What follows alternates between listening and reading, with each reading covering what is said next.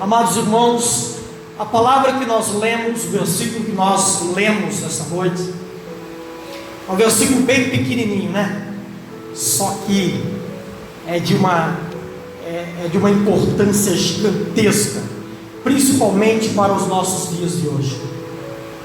Gênesis capítulo 6, versículo 8, a palavra de Deus vai dizer que a terra, ela estava totalmente tomada pelo pecado, pela violência.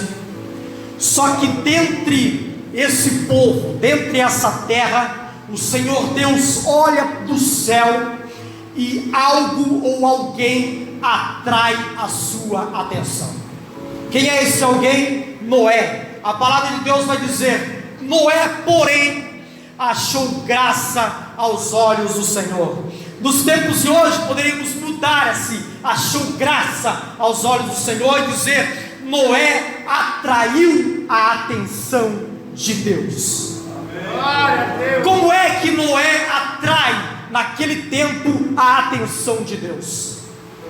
Hoje em dia, meus amados, você pode entrar, né? Você entra lá no Google, que é a ferramenta de busca mais acessada atualmente. Você entra no Google e diz: eu quero comprar um celular. Aí você coloca lá: quero comprar um smartphone, ou aqueles que têm mais condições, quero comprar um iPhone. E aí você coloca lá no Google, pesquisa do Google, e daí você vem e vai numa loja e pesquisa. Só que você não compra aquele aparelho, e você sai do seu computador, desliga tudo, vai embora. E logo depois você entra numa página da internet. O que aparece numa janelinha chata, incomodando do lado? Smartphone, pela metade do preço. iPhone, pela metade do preço, 40% de desconto. Quando, por exemplo, a moça vai lá querer pegar uma roupa, né, na internet. Isso aí de vez em quando acontece, né, com minha esposa. Eu entro na internet, daí abro uma página da internet e vem lá um canal lá de roupa, né? E daí eu sei, minha esposa esteve pesquisando por roupas na internet. Por quê? Porque você pesquisou por algo, você procurou por algo, e agora anda aparecendo várias telinhas para tentar chamar a tua atenção. Meu Deus. Só que muitas das vezes aquele produto que está sendo oferecido para você não é da qualidade que você está procurando, não tem as configurações que você está procurando. Aí muitas das vezes você cai num golpe, porque você estava procurando, na verdade, um smartphone de 64 GB de memória interna, de internet de 4G. Agora está vindo aí a 5G, né? Mas por enquanto nós estamos aí com a 4G. E aí, de repente, você entra numa janelinha e compra um celular daquele, 4 GB de memória interna, 3G, 2G, e aí você foi enganado. Meu Deus, Jesus, aleluia. Aí aquilo que foi colocado para chamar a tua atenção, você olhou, você abriu, muitas vezes perdeu tempo com aquilo, gastou recursos com aquilo, e não era aquilo que você estava procurando. Então o que nós devemos ter para chamar a atenção de Deus? Noé, obediência. Imagine só, meus amados, Noé, num tempo em que nunca tinha chovido sobre a face da terra. O dilúvio não foi apenas uma grande chuva e uma grande enchente, ele foi a primeira chuva da terra. A palavra de Deus vai dizer que um orvalho subia da terra e regava as plantações. Não tinha chovido ainda na terra. Meu Deus. Por isso que as pessoas olhavam para Noé e diziam: ele é louco. Como é que ele vai dizer que vai dar uma enchente se nunca nem choveu na face da terra? Aí eu me admiro aqui com a obediência de Noé.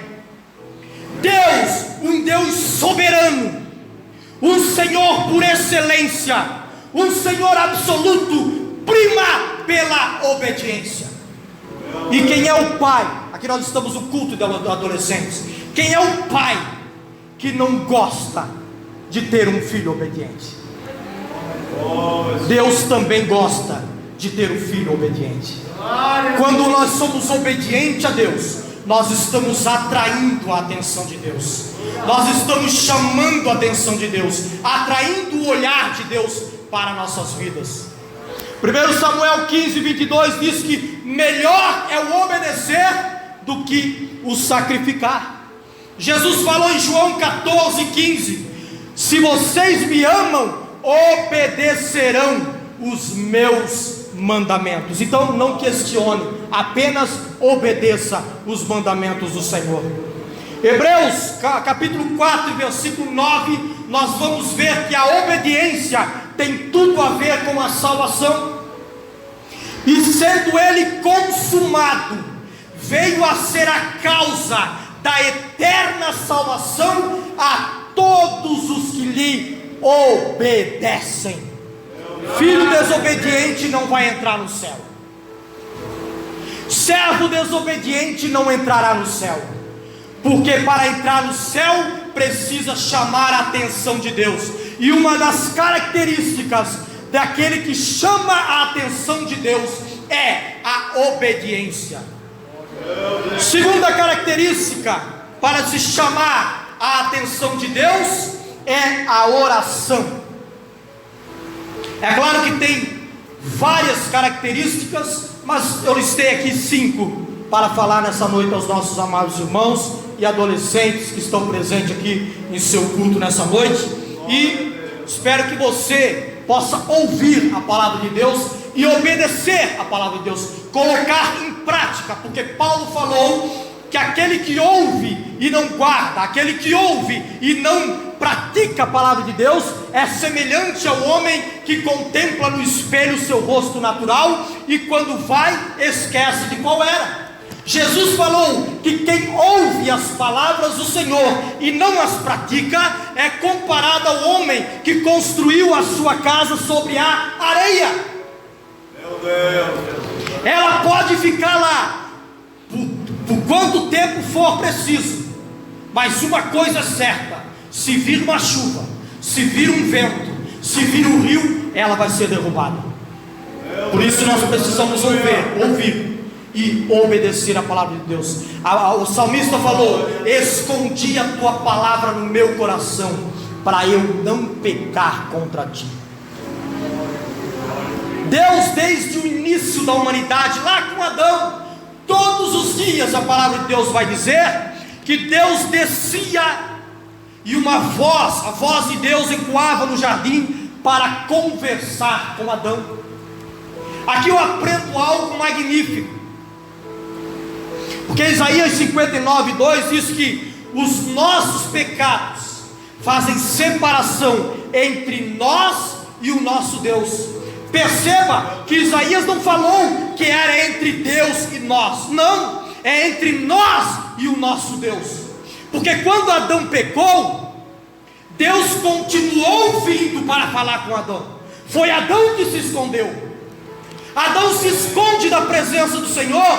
O Senhor desce e começa a perguntar: Adão, onde estás, Adão? Eu desci para lá bater aquele papo de todos os dias. Meu Deus, aleluia. Eu desci para a gente conversar. E Deus ainda ama conversar. Deus ainda gosta de conversar. Aleluia. Bendito é o nome do Senhor. A oração, a palavra de Deus diz que traz resultados. Aleluia. Porque Hebreus 11:6 diz que Deus recompensa aquele que o busca. Jesus falou: quando orares, entra no teu quarto, fecha a porta atrás de ti, ora em secreto com o Pai, e o Pai que te ouve em secreto te recompensará. Todas as nossas orações, todos os tempos que nós investimos com Deus são recompensados. O sábio Salomão disse assim: vaidade de vaidade, tudo é vaidade. Só que o apóstolo Paulo diz assim: porque o vosso trabalho no Senhor não é vaidade. Ou seja, tudo aquilo que nós fazemos para o nosso Deus permanecerá. Tudo aquilo que nós investimos no reino de Deus refletirá na eternidade. Aleluia. Ah, mas eu não posso orar, eu não tenho tempo de orar. Daniel capítulo 6, versículo 10, diz que ele orava 3 vezes por dia. Daniel comandava 120 províncias. Metade de Santa Catarina era governada por Daniel. E mesmo assim ele tinha tempo de orar 3 vezes ao dia. Sabe por quê? Porque ele queria. Porque quem quer arruma tempo, mas quem não quer arranja desculpa, dizendo que eu não posso orar. Então temos que investir tempo com o Senhor, e tempo de qualidade com o Senhor. Nós não podemos dizer, eu vou orar rapidinho porque eu tenho que fazer tal coisa. Não, eu vou fazer tal coisa rapidinho porque eu tenho que orar. Eu tenho que buscar a Deus. Eu tenho que investir tempo com meu Deus, porque Ele gosta e Ele ama conversar. Aleluia, bendito é o nome do Senhor. Em Lucas, o capítulo 11, os discípulos falam para Jesus: Jesus, ensina-nos a orar. Por que eles pediram isso? Porque eles começaram a notar que Jesus, ele orava 5 horas, e em 5 minutos ele resolvia tudo. E eles passavam 5 minutos orando, e em 5 horas não resolviam nada. Então eles pensaram assim: bom, se nós pedimos para que Ele nos ensine a orar, nós vamos orar como Ele, e aí todas as coisas vão dar certo. Amém. Se eu orar como Ele ora, o casamento vai bem, a família vai bem, o trabalho vai bem, as finanças vão bem. Porque se eu orar como Ele ora e resolve tudo. Então eu posso orar e também ter essa recompensa. Lembre-se, meus amados irmãos, de uma coisa: Deus, antes de Ele ser um Deus de regulamentos, ou seja, de regras e mandamentos, Deus é um Deus de relacionamentos. Amém. Mas por que eu vou orar? Se o próprio Jesus, o Filho de Deus, falou que antes de eu pedir alguma coisa, o Pai do céu já sabe o que eu preciso. Então por que Jesus ensinou os discípulos a orar assim? O pão nosso de cada dia nos dá hoje. Bom, então eu vou orar uma vez por mês. O pão nosso de cada mês nos dá esse mês aí, então está tudo certo. Porque de qualquer forma eu vou lá no mercado, eu recebo o salário no final do mês, eu vou lá, faço a compra para o mês todo, está tudo certo. Então eu oro para que Deus me dê o pão do mês, e eu oro uma vez por mês, está tudo certo. Nos outros dias eu oro 1 minuto, 2 minutos. Só que o pão nosso de cada dia não quer dizer apenas o pão, aquilo que você coloca na mesa. O pão nosso de cada dia significa que Deus quer relacionamento para conosco. Todos os dias Ele quer que nós entramos na sua presença para conversarmos com Ele. Então nós precisamos orar. E uma das características daquele que chama a atenção de Deus é a oração. Terceira característica que chama a atenção de Deus é a liberalidade. O que é a liberalidade? Aquele que tem a mão aberta para ajudar. Jesus, ele entra no templo no momento da oferta, juntamente com seus discípulos. Note que no momento da oferta, Jesus não opera milagres, Jesus não prega, Jesus não ensina, Jesus apenas observa. Aí ele entra no templo e observa uma viúva, e observa também um homem rico. Aquele homem rico pega 100 reais do bolso e bota na oferta. E a viúva, ela pega 2 moedas que a Bíblia diz que valiam meio centavo, melhor dizendo, e coloca na oferta. E Jesus, ele pergunta para os discípulos: quem deu a maior oferta? Quem deu a maior oferta foi ela, porque ela deu o melhor que ela possuía. Deus, Ele não quer a quantidade, Deus quer o nosso melhor. Davi doou para a construção do templo, em 1 Crônicas, o capítulo 22, 100 mil talentos de ouro e 1 milhão de talentos de prata, fora ferro e madeira que não pôde ser pesado de tanto que era. Considerando aí um talento 34 quilos, digamos ali que ele ofereceu mais de 300 toneladas de ouro para o templo do Senhor e mais de 1000 toneladas de prata. Se nós calcularmos aí hoje, está R$300, né? O grama do ouro, nós podemos colocar aí que Davi, só em ouro, ele tem ofertado 90 trilhões de reais em oferta para a igreja. Mas tanto Davi quanto a viúva que tinha 2 moedas, o Senhor se agradou, porque não é a quantidade, mas é o melhor que nós podemos dar para o Senhor. O Senhor pediu de Abraão o seu melhor, e Abraão foi até o monte para sacrificar o seu melhor. Quando ele chega no pé do monte, Abraão deixa os servos e deixa o burrinho, e a carga que estava no lombo do burrinho, ele coloca no lombo de Isaac. Por que ele não levou o burro junto?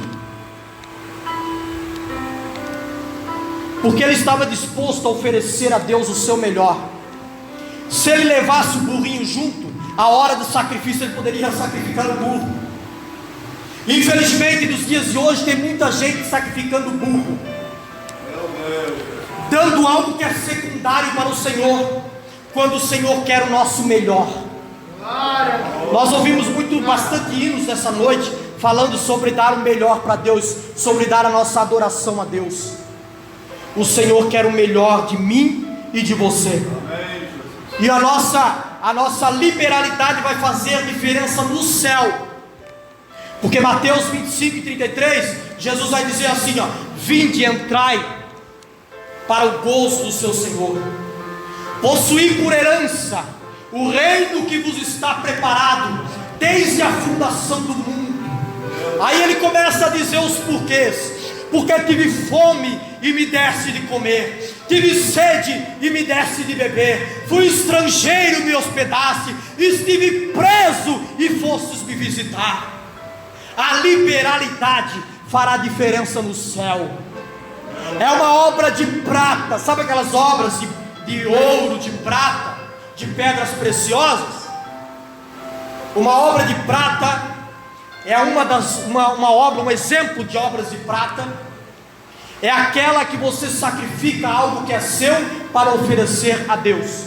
Quando você sacrifica algo que é seu para oferecer ao seu próximo, isso significa dos significados, um dos exemplos da obra de prata, que não vai queimar naquele dia do julgamento dos justos, porque terá o julgamento dos ímpios, aqueles que vão ser julgados só porque Deus não vai mandar ninguém para o inferno, sem dizer por que ele está indo para o inferno. E depois terá também o julgamento dos justos. O julgamento do justo, ninguém vai para o inferno. Todos os que que compareceram ao tribunal de Cristo irão para o céu, porém eles serão provados as suas obras, e uma das obras que não se queimarão naquele dia é a obra de prata. E o exemplo da obra de prata é esse: quando você sacrifica algo do seu próprio prazer para que outra pessoa possa desfrutar disso, ou para que a obra de Deus possa desfrutar disso. Amém? Tem mais duas, nós estamos com o tempo apertado ali. Fidelidade. Salmo 101:6. Os olhos do Senhor estão sobre os fiéis da terra. Ou seja, o Senhor, Ele procura os fiéis da terra. Os fiéis chamam a atenção do Senhor. Foi cantado o hino do Jó nessa noite, e ele falou assim, ó: e ele foi fiel o tempo inteiro. O Jó era o mais rico do Oriente, e Deus, ele observava a Jó. Até porque Satanás, o diabo, ele foi até a presença de Deus. Aí às vezes as pessoas falam: mas o diabo não está dentro da igreja, né? O diabo não está dentro da igreja, porque dentro da igreja não está. Irmãos, o diabo ele não é onipresente, mas ele se locomove de forma rápida e veloz. Ele não é onipresente, mas ele se comove, ele se move. Ele pode estar aqui agora e de repente estar no Japão, por exemplo. Japão a gente sempre utiliza como um país longe, né? Pode estar lá no Japão. Só que ele tem uma equipe que trabalha com ele. Assim como nós temos o presidente Bolsonaro, né? E depois tem os seus ministros, tem os governadores, tem os prefeitos, depois os vereadores. Assim também o diabo ele se organiza dessa forma. Então Satanás é o líder supremo das forças do mal. E ele tem os principados, que seriam como se fossem os governadores, os ministros. E depois ele tem as potestades, que são como se fossem os prefeitos. E depois ele tem as hostes infernais da maldade, que são como se fossem exércitos que são enviados para missões. Então o diabo é muito bem organizado. O reino de Satanás é organizado. Então o diabo, ele pode não estar em todo lugar ao mesmo tempo, mas sempre algum dos seus anjos malignos vai estar. Então se nem na presença de Deus, diante do trono de Deus, Satanás foi, ou foi impedido de ir, quanto mais aqui dentro. Então Satanás ele pode entrar onde ele quiser, porque Deus permite isso, porque ele foi até o trono de Deus. Por isso que Deus pergunta para Satanás: de onde vens? Ele disse: de andar pela terra, passear por ela. Passear por quê? Porque ele não podia estar em todo lugar ao mesmo tempo. Então ele passeia pela terra, vai em todos os lugares, mas ele passeia pela terra. E daí Deus pergunta: tens visto o meu servo Jó, homem justo? E daí Satanás quer naquele momento ele provar a fidelidade de Jó para com Deus.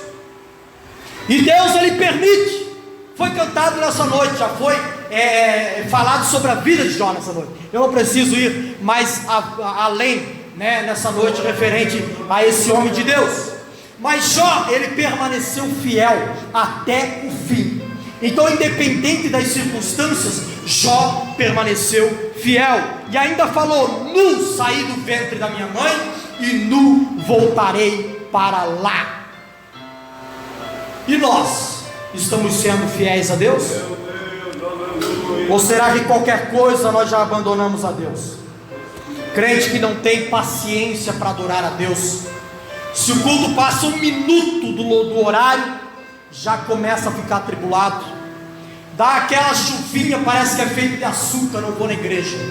Mas trabalhar vai. Trabalhar, coloca capa, coloca guarda-chuva, né? 5 horas da manhã vai trabalhar, mas para vir na casa do Senhor não dá. Será que nós estamos sendo fiéis a Deus, meus amigos? Com luta, sem luta, alegre ou triste, nós devemos estar na casa do Senhor. Romanos capítulo 8, versículo 35 diz: quem nos separará do amor de Cristo? A tribulação, a angústia, a perseguição, a fome, a nudez, o perigo, a espada. Quem nos separará do amor de Cristo? Eu costumo dizer que aquele que permite que algo assim nos separe do amor de Cristo, na verdade não conheceu o amor de Cristo. Aquele que está diante do Pai Celestial, aquele que conheceu Deus verdadeiro e o abandona, de fato não conheceu verdadeiramente o Deus que nós servimos. Porque aquele que tem a oportunidade de conhecer esse Deus não o abandona. Aquele que tem a oportunidade de ter relacionamento e intimidade com esse Deus não o abandona. Nada pode nos separar do amor de Deus. E a fidelidade, Jesus falou que aquele que perseverar até o fim será salvo. E a última característica, foi cantado bastante também nessa noite, é a adoração. Amém. João 4,23, Jesus está falando com uma mulher samaritana.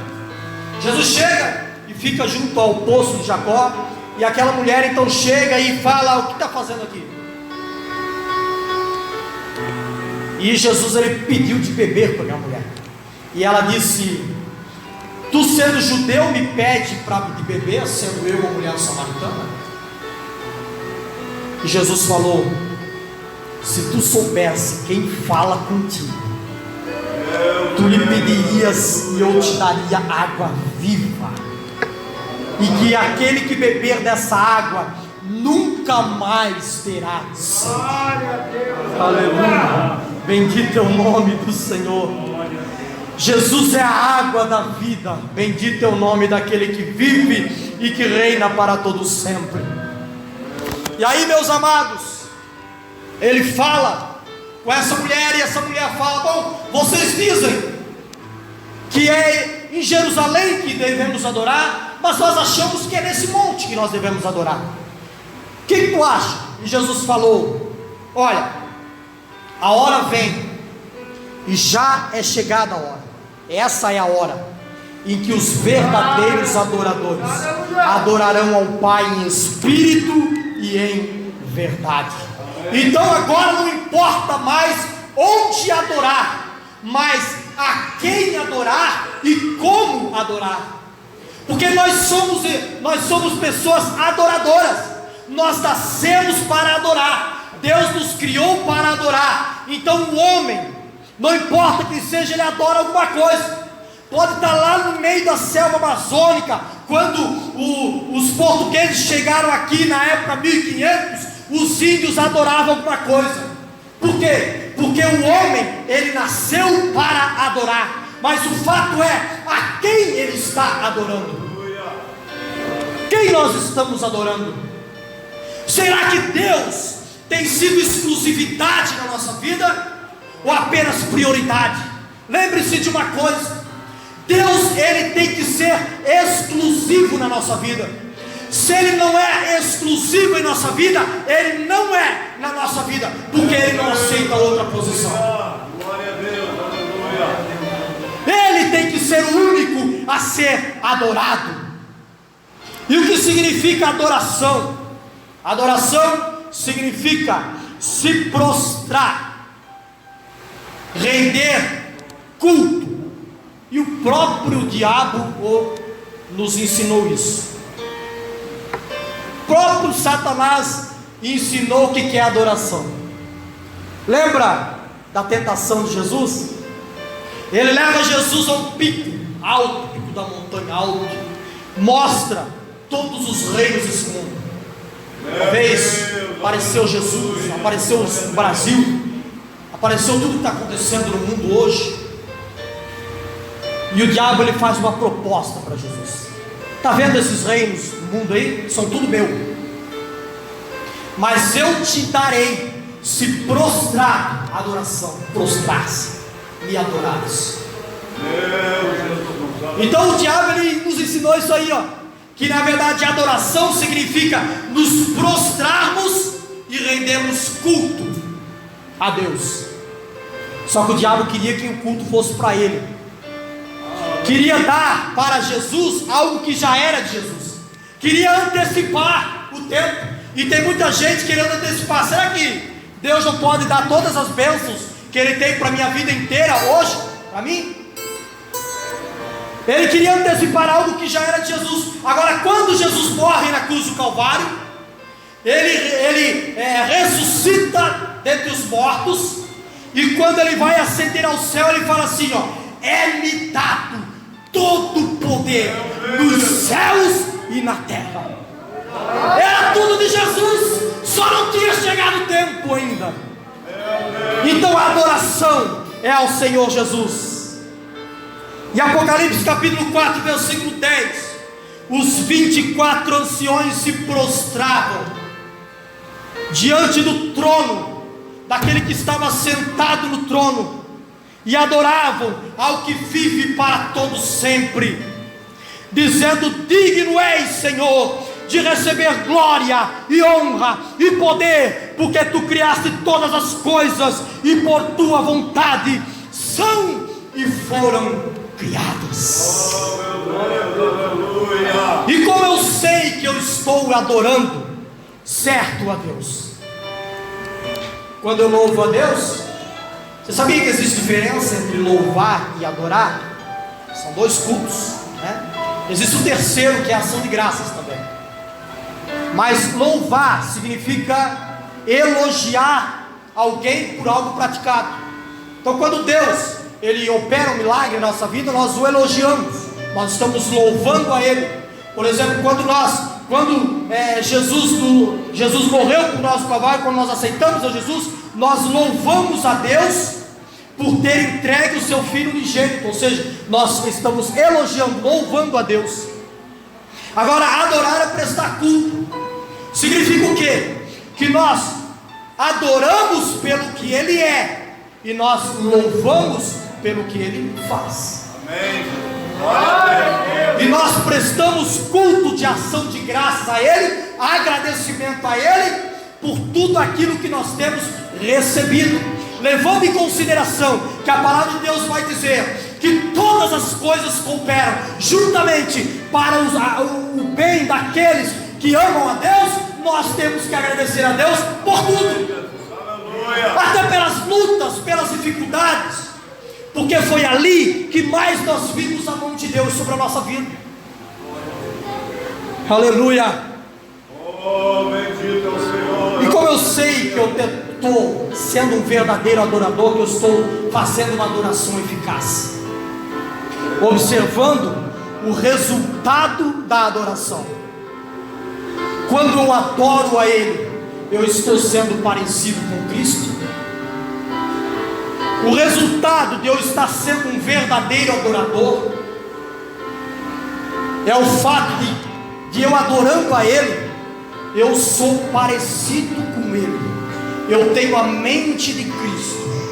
E agora, trazendo mais uma vez para os adolescentes, nesta noite, quando alguém me convida para eu ir a um determinado lugar, o que é que Jesus responderia se estivesse no meu lugar? Quando alguém me convida para assistir alguma coisa, para olhar alguma coisa, para fazer alguma coisa, qual seria a resposta de Jesus se Ele estivesse no meu lugar? Se a minha resposta for coerente com a resposta de Jesus, eu estou sendo um verdadeiro adorador. E se Jesus falou que os verdadeiros adoradores adoram ao Pai em espírito e verdade, significa que existe um falso adorador, porque senão ele não precisava ter falado que tem os verdadeiros adoradores. E verdadeiros adoradores o Pai procura. Olha só que coisa interessante, porque antes de Deus receber a adoração, Ele recebe o adorador. Antes de Ele receber a oferta, Ele recebe o ofertante. Antes de Ele receber o sacrifício, Ele recebe quem o sacrifica. Porque Jesus vai dizer aqui que o Pai procura os verdadeiros adoradores. Meu Deus, Jesus, verdade. Nós estamos sendo o verdadeiro adorador.